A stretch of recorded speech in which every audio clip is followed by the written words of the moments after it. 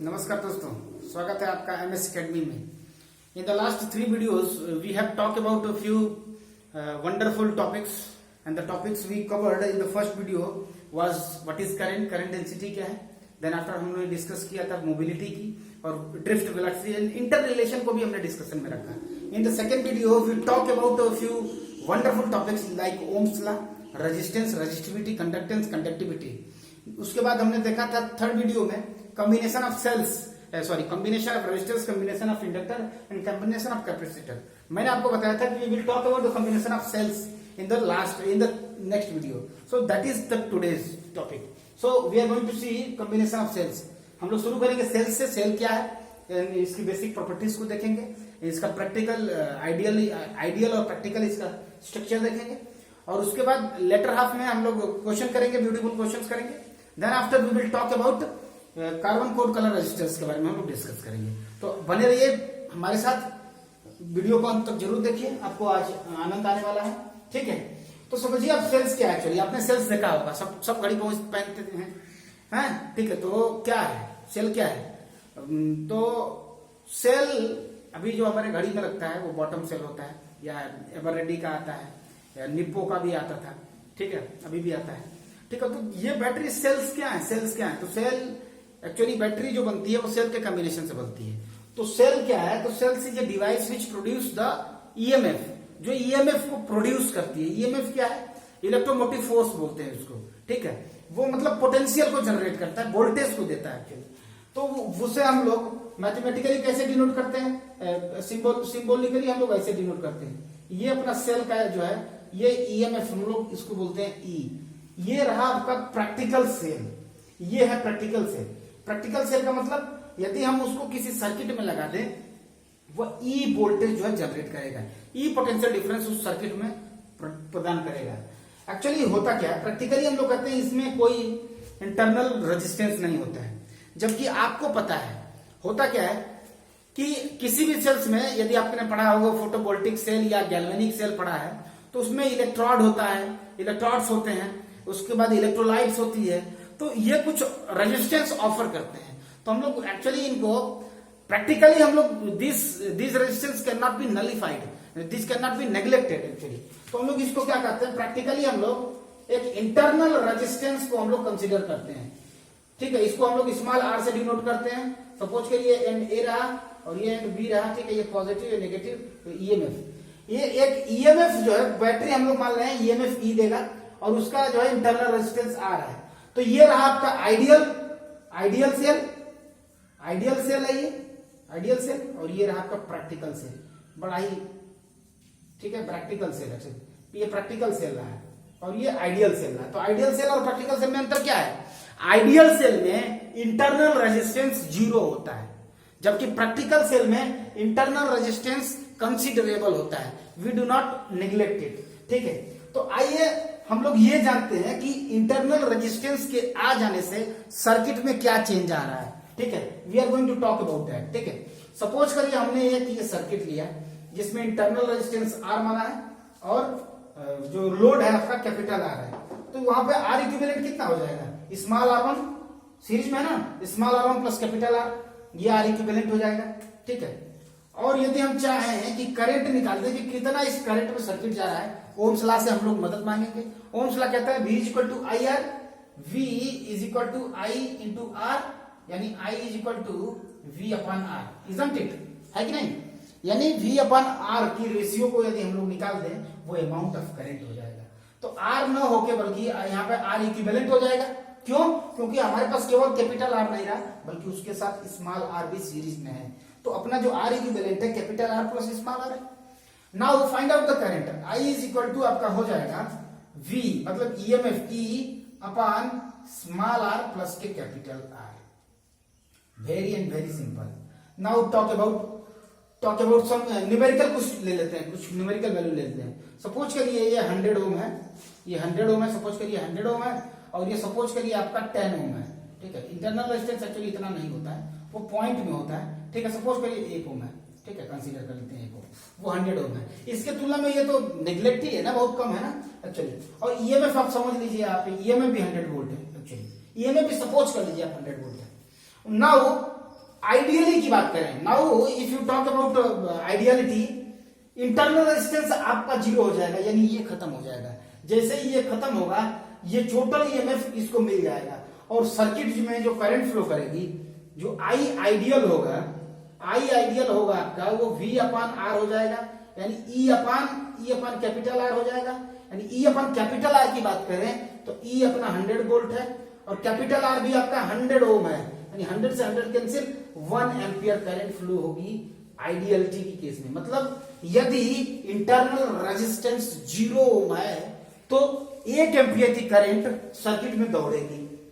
लेकिन प्रैक्टिकली ऐसा तो संभव है नहीं, प्रैक्टिकली इंटरनल रेजिस्टेंस हमने 1 ओम मान रखा है, तो ये वाला फार्मूला यूज होगा करंट निकालने के लिए। तो यहाँ पे करंट कितना होगा प्रैक्टिकली, 100 अपान 100 प्लस 1। जैसे ही आप 100 अपान 100 प्लस 1 करेंगे, यानी 100 अपान 101, और जो इसकी वैल्यू आएगी वो डेफिनेटली 1 से कम आएगी। आप समझ पा रहे हो इस बात को? यानी कि देखिए 100 अपान 101, इसकी value is going to come less than 1, 1 से कम आना ही आना है, ठीक है। और यहाँ पे 1 एम्पियर करंट फ्लो कर रही थी, तो you are getting that due to the internal resistance, circuit में जो करंट है, करंट का मान घट जा रहा है। यानी कि इसका जो आइडियली हम इसको कंसीडर नहीं करते हैं, जबकि प्रैक्टिकली हम इसको निग्लेक्ट नहीं कर सकते हैं। इसका इंटरनल रेजिस्टेंस होता ही होता है, ठीक है।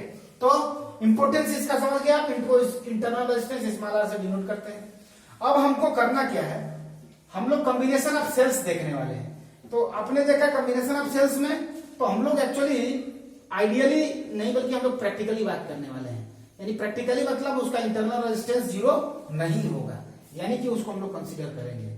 सपोज करते हैं कॉम्बिनेशन ऑफ सेल्स में सबसे पहले देखेंगे सीरीज, और then after we will talk about the parallel. Let us talk about the series one. A series combination, note कर लीजिए आप, ये आपका जो है सीरीज कॉम्बिनेशन है, ठीक है।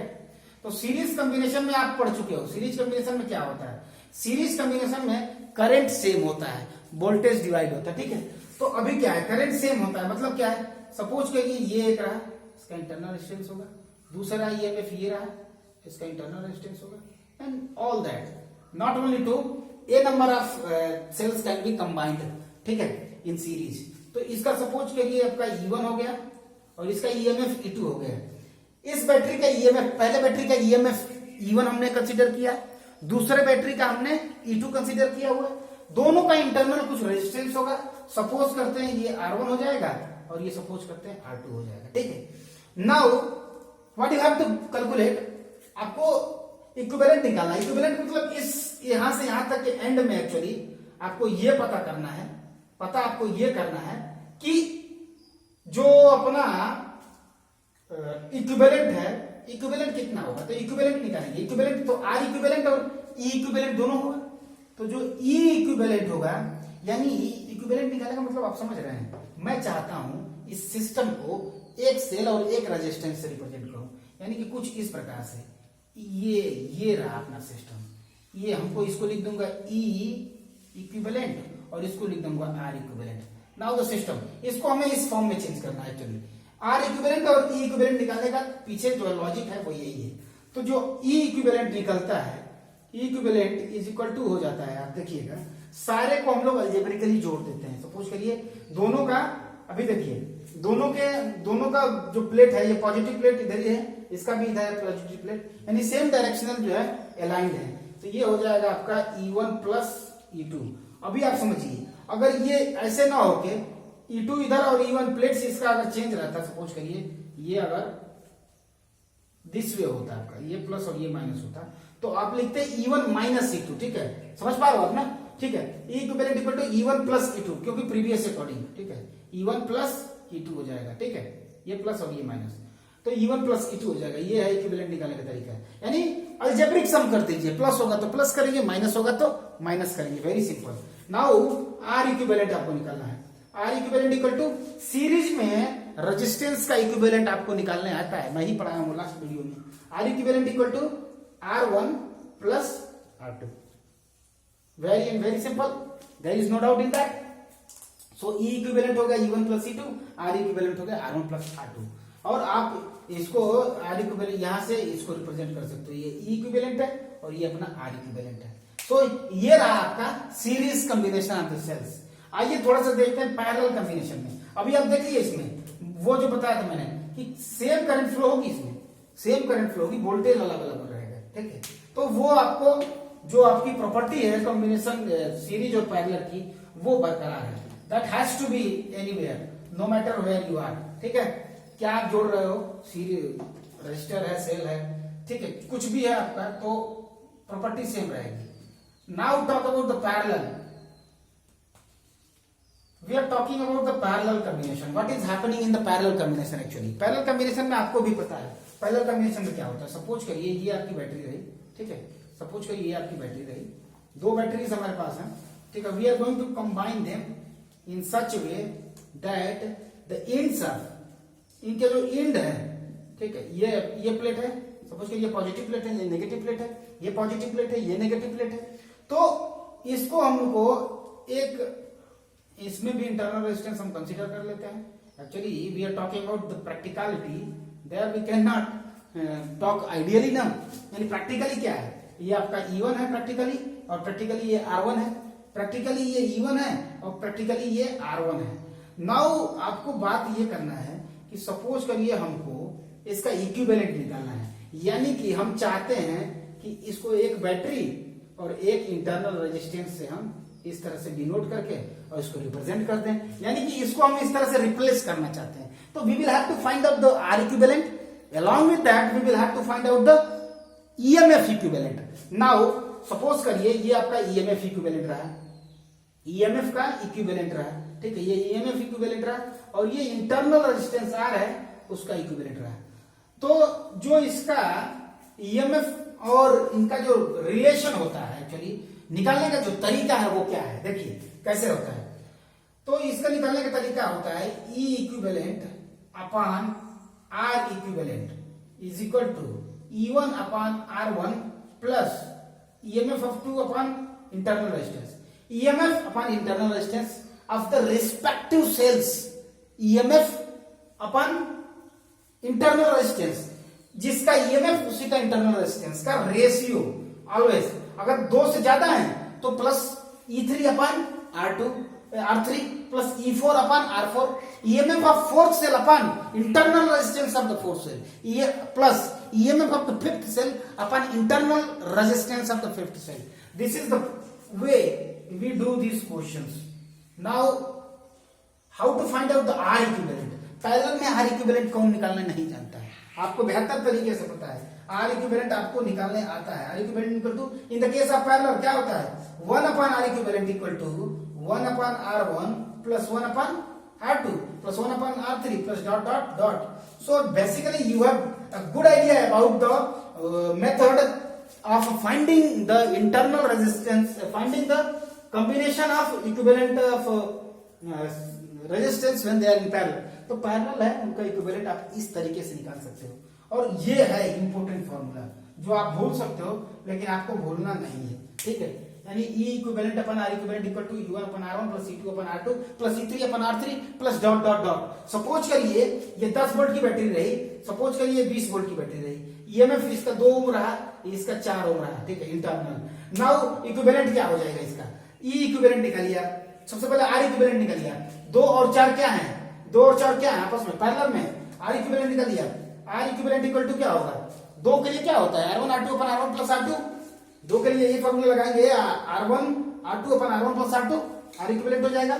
जैसे ही हम निकालेंगे R इक्विवेलेंट तो 2 into 4 upon 6 यानी कि 2 3 जा 6 यानी 4 upon 3 ओम हो जाएगा। R इक्विवेलेंट हो गया अपना। Now we have to find out the E equivalent. अब E इक्विवेलेंट कैसे निकालेंगे आप देखिए। सपोज मैं इसको फॉर्मूले को मिटाता हूं, उम्मीद है आपको ये सब तय हो गया, ठीक है। 10 ओम और 20 ओम, 2 ओम और 4 ओम, ठीक है। अभी क्या हमने निकाला, R इक्विवेलेंट निकाल दिया हमने, कितना हमने निकाला R इक्विवेलेंट आपका 4/3 यानी 4/3 ohm. Now E equivalent upon R equivalent is equal to E1 10 अपॉन R1 2 प्लस E2 20 अपॉन R2 4, isn't it?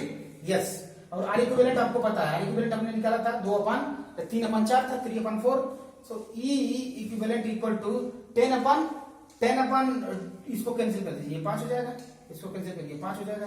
5 E equivalent कितना था, इक्विवेलेंट था आई थिंक 4/3 यस, ठीक है। तो ई इक्विवेलेंट इज इक्वल टू हो जाएगा ये 20/3 ओम। तो जो हम लोग इसको किसी इंटरनल रेजिस्टेंस और एक ईएमएफ हम लोग रिप्रेजेंट कर रहे हैं, अलग से हटा रहे हैं, रिप्लेस कर रहे हैं, तो जो ई इक्विवेलेंट हो जाएगा यहाँ पे उसको लिख सकते हो आप 20/3। एक्चुअली ये ओम नहीं, ये वोल्ट होगा एक्चुअली, क्योंकि ईएमएफ है ना, ईएमएफ की नहीं तो वोल्ट होती है, तो 20/3 वोल्ट हो जाएगा। और ईएमएफ जो है आपका कितना था इंटरनल ईएमएफ, 4/3 ओम हो जाएगा, ठीक है। तो सिस्टम, ये सिस्टम और पिछला जो पैरेलल कॉम्बिनेशन का सिस्टम था, दोनों वो तो सिस्टम्स आर सेम, ठीक है, दोनों सिस्टम्स हमारे सेम है, ठीक है। आइए ये अपना सीरीज का, आइए पैरेलल के लिए, सीरीज के लिए वेरी सिंपल, आपने पता कर लिया है। सीरीज के लिए एक एग्जांपल करते हैं, उसके बाद कुछ कॉम्बिनेशन ऑफ रेजिस्टेंस के क्वेश्चन करेंगे, ठीक, पॉइंट अप करेंगे उसके बाद, ठीक है, ठीक है। एक्चुअली अभी हम लोग देखते हैं सीरीज के लिए, आप एक बार एक क्वेश्चन तो आप देखिएगा, एक्चुअली एक क्वेश्चन तो बनता ही है, ठीक है। एक क्वेश्चन जो बनता है, सपोज करिए E1 है, ये E2 है, ये आपका R1 है, ये R2 है। R1 है R2 are internal resistance. Well now E1 suppose करिए, E1 आपका 10 वोल्ट है, E2 भी आपका 10 वोल्ट है, R1 भी 1 ओम है और R2 जो है आपका 2 ओम है। नाउ अगर हम इस सिस्टम को एक ईएमएफ और एक इंटरनल रेजिस्टेंस से रिप्लेस करना चाहें, हमें ई इक्विवेलेंट चाहिए, ईएमएफ का इक्विवेलेंट चाहिए और इंटरनल रेजिस्टेंस का भी इक्विवेलेंट चाहिए। सीरीज में इंटरनल रेजिस्टेंस सीरीज में है, कॉम्बिनेशन करेंगे तो 1 ओम प्लस 2 ओम कितना हो जाएगा, 3 ओम हो जाएगा। और ये E1 और E2 की पोलैरिटी सेम है, यानी दोनों केवल जुड़ जाएंगे, यानी 10 ओम प्लस 10 ओम कितना हो जाएगा, 20 ओम हो जाएगा, ठीक है। 10 ओम प्लस 10 ओम कितना हो जाएगा, 20 ओम। सपोज करिए इसकी पोलैरिटी ऐसे ना होके इसकी पोलैरिटी आपकी उल्टा होती, सपोज करिए इधर प्लस और इसकी भी वैल्यू 10 ओम होती, तब क्या होता है, तो ये 10 माइनस 10 0 वोल्ट हो जाता है। तो ईएमएफ इक्विवेलेंट जो आपका ईएमएफ है वो 0 वोल्ट हो जाता है। समझने की बात है कि हम लोग अलजेब्रिक सम करते हैं। अलजेब्रिक सम का मतलब यदि प्लस है तो प्लस रखेंगे और यदि माइनस है तो माइनस रखेंगे। अलजेब्रिक सम का मतलब यही हुआ, ठीक है। यदि प्लेट सेम डायरेक्शन में है तो प्लस हो जाएंगे, अपोजिट डायरेक्शन में है तो माइनस हो जाएगा, ठीक है, ठीक है। अभी देखिए एक्चुअली थोड़ा सा यहाँ पे कंफ्यूजन ये होता है लोगों को, क्या कंफ्यूजन होता है मैं उसको अभी नलीफाई करता हूँ, ठीक है। ये इंटरनल रेजिस्टेंस का सपोज करिए, ठीक है। अभी देखिए यहाँ पे ये सपोज करिए E1 है, ये क्या है आपका, ये R1 है। यदि कोई करंट फ्लो नहीं हो रहा है तो इसका जो टर्मिनल वोल्टेज है वो E1 होगा, लेकिन जैसे ही कुछ करंट फ्लो होगा कुछ वोल्टेज यहाँ ड्रॉप होगा। जैसे ही कुछ वोल्टेज यहाँ ड्रॉप होगा तो जो टर्मिनल वोल्टेज है वो घट जाता है और उसको हम लोग V से डिनोट करते हैं। समझ पाए? तो बहुत लोग पूछते हैं V में और E में क्या अंतर है, तो V आपका टर्मिनल वोल्टेज है, V क्या है आपका टर्मिनल वोल्टेज है, वो लेस होगा या तो कम होगा या बराबर होगा किससे, ईएमएफ से। बड़े ही मार्मिक बात है, ये बराबर कब होगा, कब ईएमएफ जो है आपका टर्मिनल वोल्टेज के बराबर होगा। तो EMF is always equal to terminal voltage only when the internal resistance is 0। Ideal cell के केस में ही इंटरनल रेजिस्टेंस 0 होता है और टर्मिनल वोल्टेज ईएमएफ वोल्टेज के बराबर होता है, ठीक है। तो बड़ा ही इंपॉर्टेंट पॉइंट है ये, आप समझ लीजिए, ठीक है। सपोज करिए एक जो क्वेश्चन कराने का था मैं, ये रहा, ये सेल रहा, सपोज करिए 2 सेल रहा आपका, ये 2 सेल रहा, ठीक है, ये 2 सेल रहा आपका। तो ये सपोज करिए ये 10 वोल्ट है, ठीक है, ये 10 वोल्ट है सपोज करिए, और ये आपका ये 20 वोल्ट है, नाउ 20 वोल्ट है ये, ठीक है। अभी आप क्या करोगे, अभी आपको ये R1 रहा, ये R2 रहा, ठीक है। ई इक्विवेलेंट कितना हो जाएगा, ई इक्विवेलेंट कितना हो जाएगा, अभी ई इक्विवेलेंट हमारा तथ्य है, आर इक्विवेलेंट तो कोई फाइंड कर सकता है। आई इक्विवेलेंट कितना हो जाएगा, आप लिखोगे 10, इधर से चलते हैं हम, 10 माइनस के 20 इज इक्वल टू -10 वोल्ट। समझ पा रहे हो आप? तो ई इक्विवेलेंट कितना हुआ, -10 वोल्ट। यानी कि आप क्या कर सकते हो, जैसे ही आप ई इक्विवेलेंट निकालोगे तो आपको -10 वोल्ट लिखना है। -10 वोल्ट का मतलब या तो आप इधर धीरे छोटा बना के इधर बड़ा बना दीजिए और यहां लिख दीजिए 10 वोल्ट, यहां प्लस ये माइनस कर दीजिए, तो ये -10 वोल्ट कहा जाएगा। या आप इसी को ये कर सकते हो, यदि इधर ग्रेटर और इधर स्मॉलर लिख रहे हो आप, ग्रेटर और स्मॉलर, इंटरनल रेजिस्टेंस मैं कंसीडर नहीं कर रहा हूं, आप कंसीडर कर सकते हो। तो ठीक है, यदि इसको स्मॉलर और इसको ग्रेटर रख रहे हो आप, तो इसको आपको लिखना पड़ेगा, ये प्लस और ये माइनस, तो आपको लिखना पड़ेगा -10 वोल्ट। समझ पा रहे हो बात को? यानी कि इधर का पोटेंशियल पॉजिटिव होगा, इधर का पोटेंशियल नेगेटिव, तो हम लोग 10 वोल्ट बोलेंगे, लेकिन इधर नेगेटिव और इधर पॉजिटिव, तो हमें -10 वोल्ट बोलना पड़ेगा। ठीक है, तो ये रहा आपका, ऐसे होता है आपका सेल्स, कॉम्बिनेशन ऑफ सेल्स और इक्विवेलेंट फाइंड करने का तरीका। ठीक है, ठीक है, थोड़ा सा एक आध क्वेश्चन कर लेते हैं हम लोग, न्यूमेरिकल्स जो है कॉम्बिनेशन ऑफ सेल्स का। ठीक है, कॉम्बिनेशन ऑफ सेल्स का नहीं बल्कि कॉम्बिनेशन ऑफ रेजिस्टर्स का। सपोज करिए ये क्वेश्चंस मैं जल्दी जल्दी करता हूं, आप मेरे साथ उत्तर बताइएगा। ठीक है, ये रहा, सपोज करिए ये 4 ओम है, ये 2 ओम है, ये 6 ओम है। अब ए और बी के अक्रॉस इक्विवेलेंट रेजिस्टेंस ज्ञात करना है आपको, 2 ओम, 4 ओम और 6 ohm. How to find out the equivalent between A and B? A and B के बीच में इक्विवेलेंट रेजिस्टेंस निकालना है। क्या होगा? 4 और 2 सीरीज में है, इनको सीरीज में हल करिए।